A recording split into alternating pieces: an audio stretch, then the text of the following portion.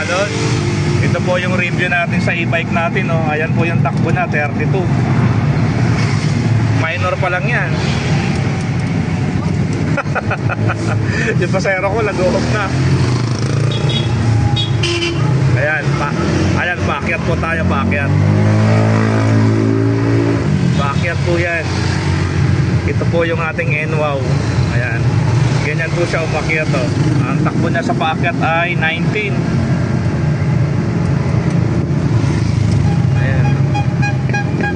Ito yung NWOW na 3 gulong. Ayan, oh. Ayan.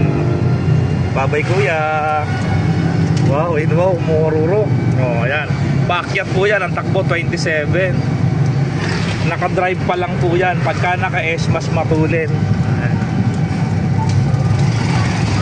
Dito kayo makakakita ng e-bike bumabarubal.